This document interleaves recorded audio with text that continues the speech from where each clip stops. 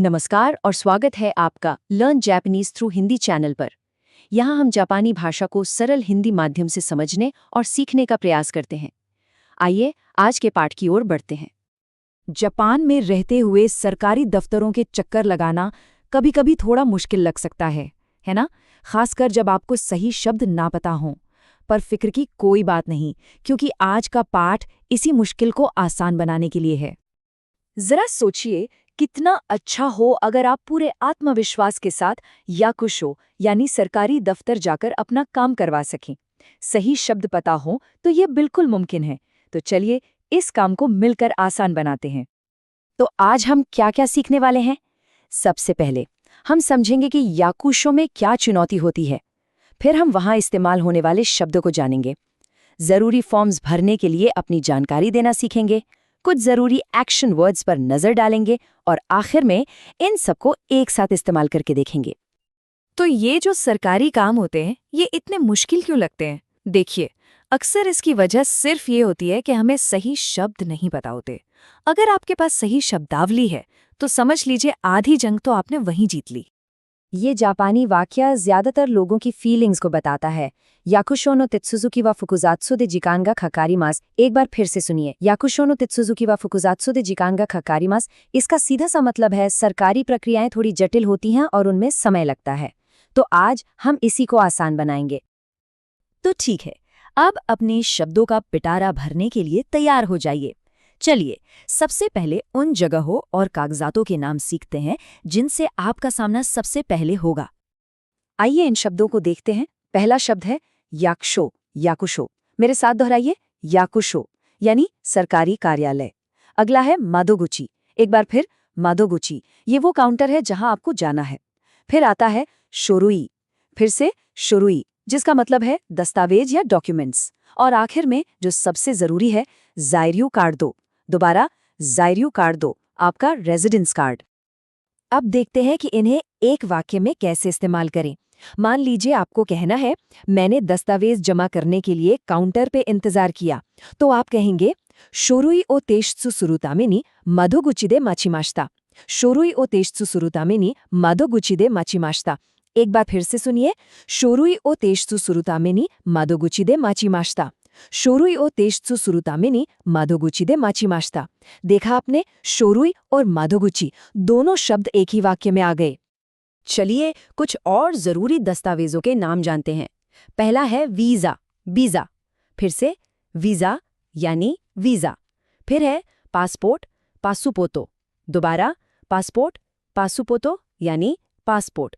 अगला शब्द है शिनसेशो, शिनसेशो। एक बार फिर, शिनसेशो, शिनसेशो। ये होता है एप्लीकेशन फॉर्म। और फिर है शोमेशो। दोबारा, शोमेशो, शोमेशो यानी कोई भी सर्टिफिकेट या प्रमाण पत्र। ये वाक्य तो बहुत ही काम का है, इसे अच्छे से याद कर लीजिए। निहोन ने सुमुनिवा वीजा गा हित्स्यो दिस। फिर से सुनिए, निहोन ने सुमुनिवा वीजा गा हित्स्यो दिस। इसका मतलब है जापान में रहने के लिए वीजा जरूरी है। बहुत बढ़िया।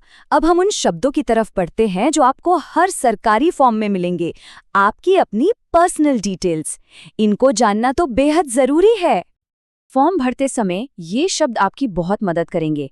पहला है शिमे, शिमे। फिर से शिमे, शिमे यानी आपका पूरा नाम। फिर है कुकसेकी, कुकसेकी। दोबारा, कुकसेकी, कुकसेकी मतलब आपकी नेशनैलिटी। इसके बाद है सेनेनगाप्पी, सेनेनगाप्पी। एक बार फिर, सेनेनगाप्पी, सेनेनगाप्पी आपकी जन्मतिथि। और आखिरी है जूशो। फिर से जूशो, जूशो यानी आपका पता। आपको फॉर्म्स पर अक्सर ये लाइन लिखी हुई मिलेगी, अनातानो शिमेओ कोकोनी किनियो शिते कुदासाई। एक बार फिर से, अनातानो शिमेओ कोकोनी किनियो शिते कुदासाई। इसे देखकर घबराना नहीं है। इसका सीधा सा मतलब है, कृपया अपना पूरा नाम यहाँ भरें। अच्छा, सिर्फ चीजों के नाम जानना ही तो काफी नहीं होता है ना? हमें ये भी तो पता होना चाहिए कि उनके साथ करना क्या है। तो अब हम सीखेंगे कुछ एक्शन वर्ड्स, यानी वो क्रियाएं जिनसे काम पूरा होता है। ये क्रियाएं बहुत काम की हैं। पहला है तेशुत्सु सुरु।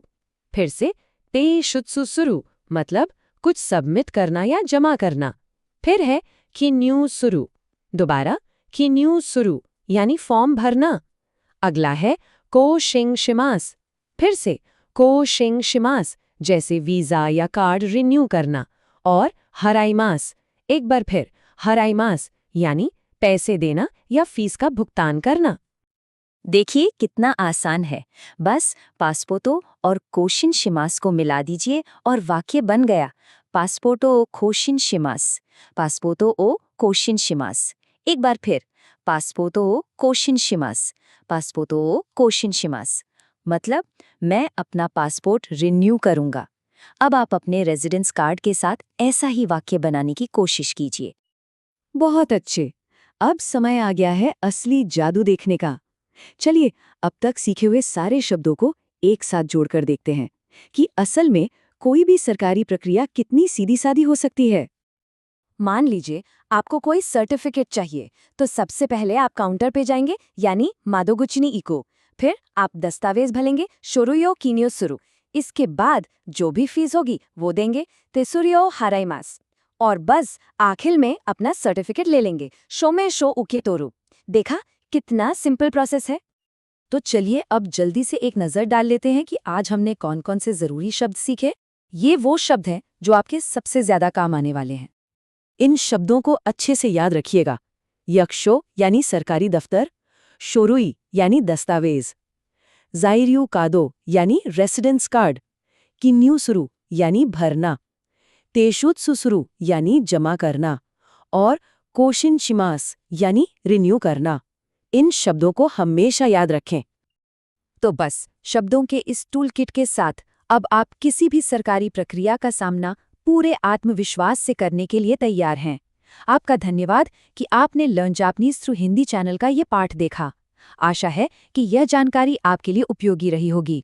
अगले पाठ में हम और रोचक जापानी शब्दों और वाक्यों के साथ लौटेंगे। कृपया चैनल को सब्सक्राइब करें, वीडियो को लाइक करें और अपने मित्रों के साथ साझा करें। Learn Japanese through Hindi channel पर हम आपके भाषा सीखने के सफ़र को सरल और प्रभावशाली बनाने के लिए प्रतिबद्ध हैं। आपका सहयोग हमारे लिए प्रेरणा है। फिर मिलेंगे अगले पाठ में। नमस्कार।